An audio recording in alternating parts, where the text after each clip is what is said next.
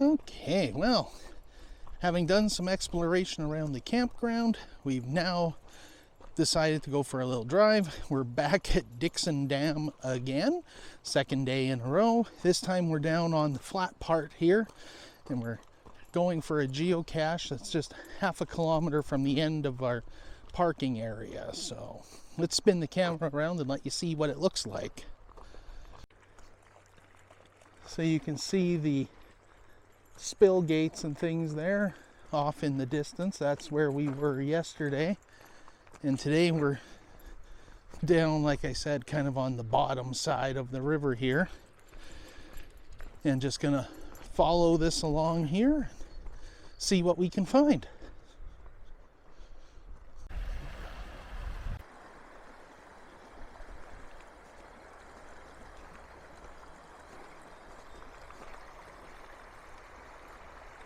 Okay, so we're 63 meters away from the cache, and I've read some of the previous logs, and it sounds like it's part way up this really steep slope. So I'm going to leave Emily and Mabel here, and I'm going to go up there solo and see what I can find. Operating off my cell phone since I left the other camera with Emily, I got down to within 19 meters of the cache site, and I think it's going to be up there, because the hint, which I pre-read, said something about look for the overhang, look up, not down. So it's going to be up there. I know it was found just a week ago, so that's encouraging. And yeah, let's see what happens. Okay, merged out of the trees. I'm about halfway up now, and I usually say the camera doesn't give you an indication of how steep things actually are. I think that is a pretty good indication of how steep things actually are. Hopefully the wind doesn't ruin the audio too much. I know there were some previous logs that made mention of hornets. That was last year. I can definitely see the remains of a hornet's nest there. Let me spin it around and show you what we're looking at here. So here I am up on the sandstone. Somewhere down there by the river is where I left Emily and Mabel. I can't even see them from up here. At least it's not that far down. And it's not like you would really, I don't think, hurt yourself if you slip. It would just be a little uncomfortable. Now the GPS is showing 2 meters, but I think that pile of rocks over there looks a little suspicious, so I'm gonna give that a shot and see if anything shows up in here. That's a pretty nice stack of rocks, a little too nice for what we see in nature, but I might be wrong. Now there was nothing there. Now there's a bit of an overhang over there. Even though the GPS says I overshot the cache by about 6 meters, I'm going to check out this overhang first, just because when you're this close to a cliff face, you can't always trust the technology. But no, I don't see anything that looks like a real hidey place there, but let's make sure. Yeah, nothing there that I can tell. I'm gonna have to go back and check out the clay face behind me. See what we can spot here. Look up, not down. Okay, I will take their advice. And I don't know if you can see down there in the bushes. I thought it was some sort of creature coming after me, but Emily and Mabel came by to watch the fun, I guess. They probably thought I was dying.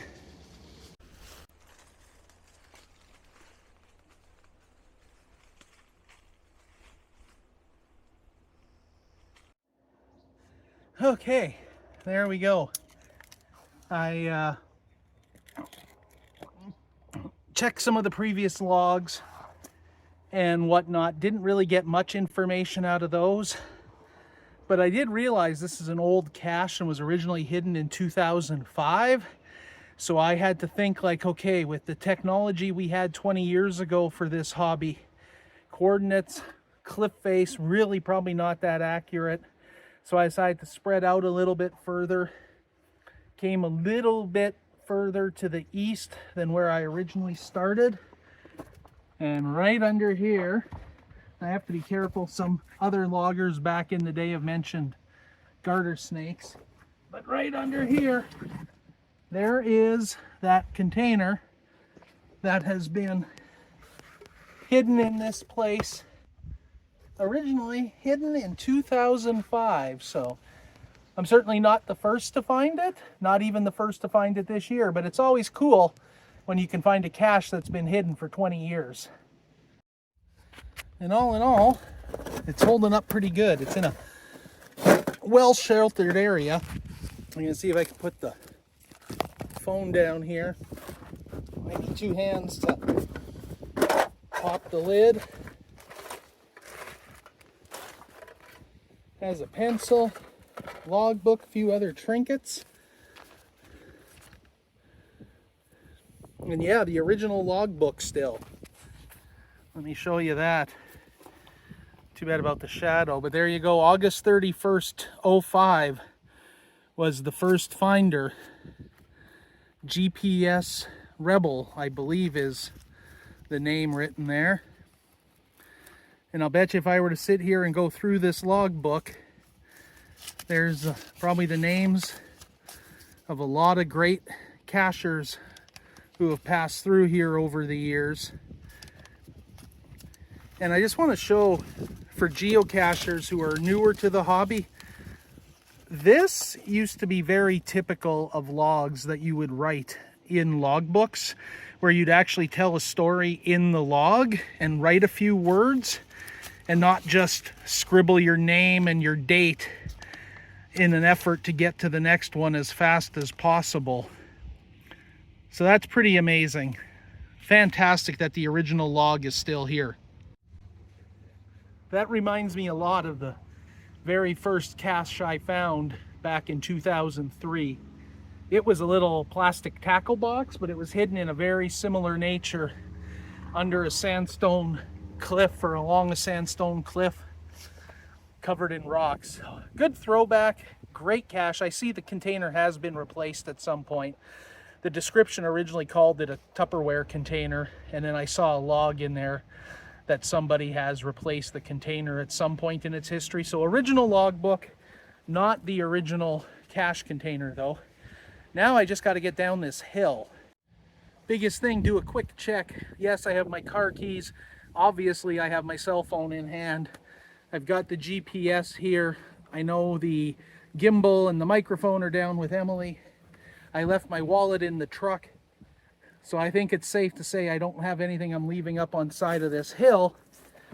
And so now I'm going to put you back in my pocket and get myself down there.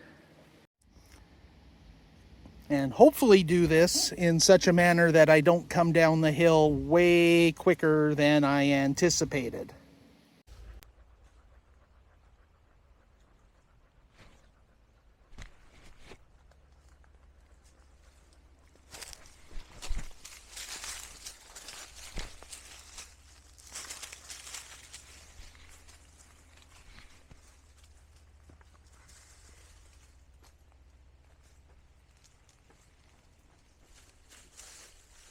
Made it.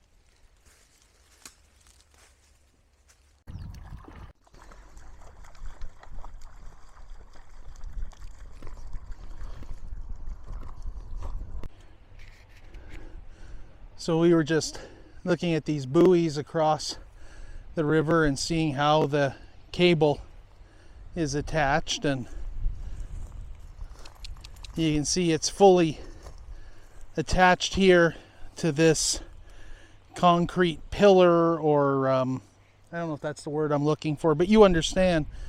Then right over here is a barrel full of concrete with some sort of chain on it. I don't know if this was an old anchor, or maybe, just maybe, we found Jimmy Hoffa. I'm not sure.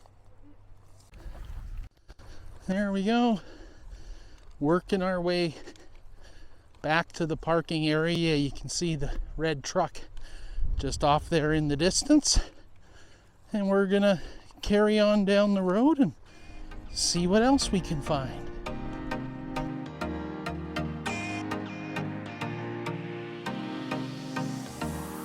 So I'm gonna leave Emily and Mabel here and see what I can find. Sorry, I cut it off. Oh. So I don't know where you cut it off.